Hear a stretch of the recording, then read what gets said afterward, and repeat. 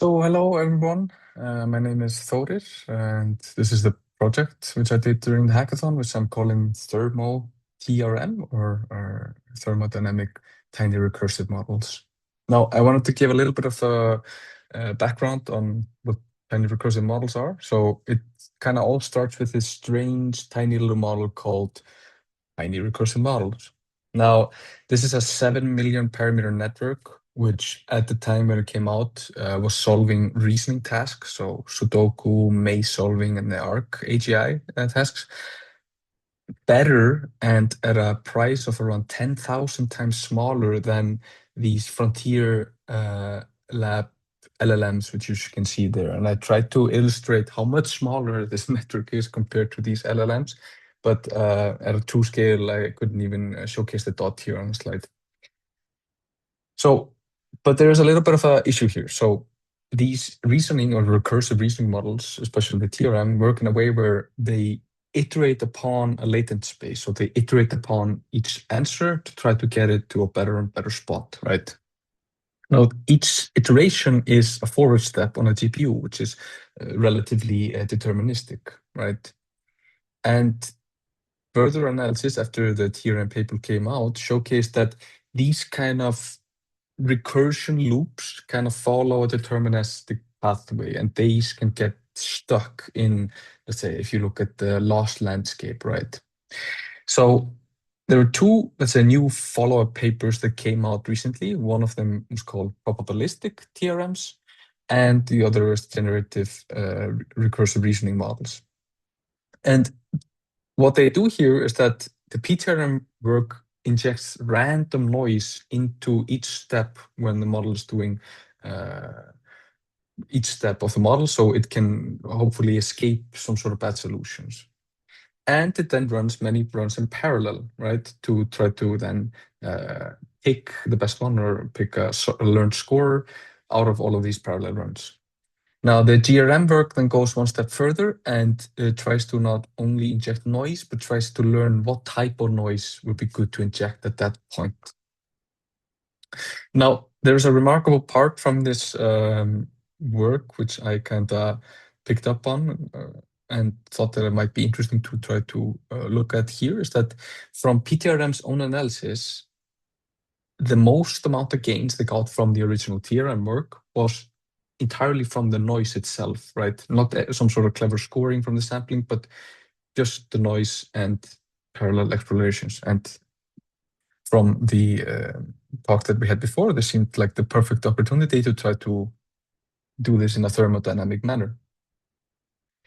So I tried to mimic some sort of translation from the recursive reasoning side over to the thermodynamic side. So noise and parallel explorations, from what I understood, is exactly what the thermodynamic hardware should give you for free, right? So if we picture every possible Sudoku filling, so as I said before, these recursive reasoning models are done on reasoning tasks. So for example, solving a Sudoku. So if we picture every possible Sudoku filling as points on a landscape, where the altitude on this landscape is the number of rule violation, and the solution to the Sudoku is then the deepest valley, so the zero energy ground state.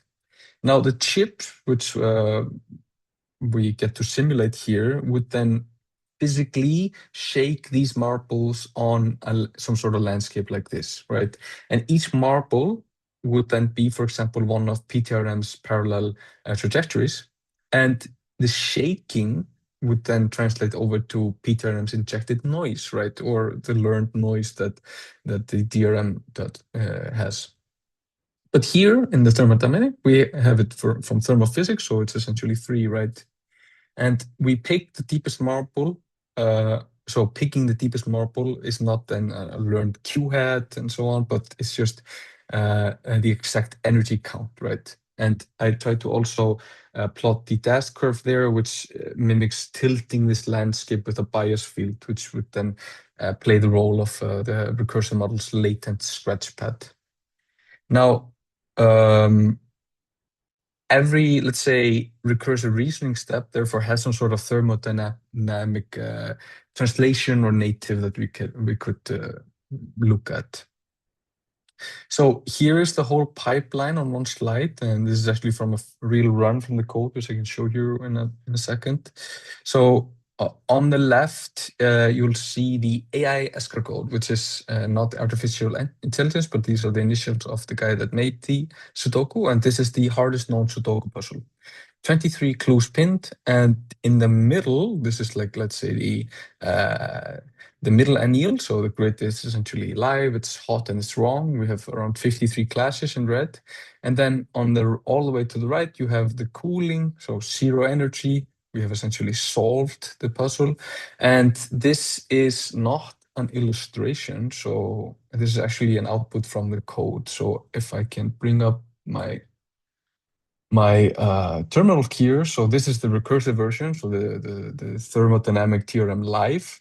We have parallel chains, anneal, and we're taking the best chains consensus and tilting the landscape on repeat. And as I said, here we're solving the hardest known Sudoku puzzle in just a couple of seconds on my laptop. Yes. So let me get back to the slide. So now I want to be precise about what I built here in these couple of hours because doing this for real would take quite a lot of time. So I had a couple of hours, so I ported just, let's say, the algorithms on paper to or like the algorithms from the papers to, let's say, practice. So not their trained networks, as they didn't really have any checkpoints. And our, let's say, proposer in this work is a lot smaller. So it's around 460K MLP, trained for, let's say, 75 seconds. And of course, on the boards, not on the, let's say, hardware itself, but in the simulation. Compare this to, of course, the recursive reasoning task where they ran this for GPU days, let's say. Now, and our metric here is cost to solve, not the benchmark accuracy actually. This would be the next step to take this thermodynamic TRM and try to run it on the benchmark and see if we can get even better results than what they get at a hopefully more cheap price. Yes. So let me try to give you the full translation side by side. So the latent scratch pad and the recursion that we have in the recursive reasoning side becomes a bias field and an outer loop over the anneals. We have the Gaussian noise, which becomes thermal noise.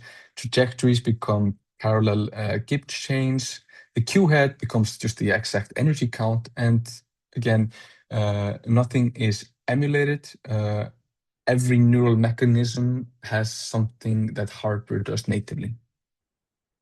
Now over to the, let's say, the main results. So I have here two charts, same compute budget, but three strategies. The first one in gray is the slow anneal, and the second is teal, which is essentially random restarts, and orange would be ours, or the thermodynamic TRM, which is essentially solving the hardest known Sudoku at a price of 7 times fewer sweeps than before.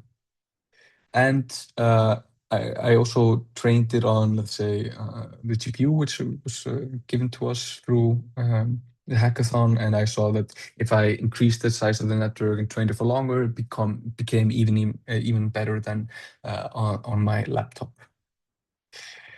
So yes, that is essentially everything that I wanted to showcase here today. A thermodynamic tiny recursion model. And yeah, thank you for listening. It would be very interesting to explore this even further. I think this has great possibilities. Bye.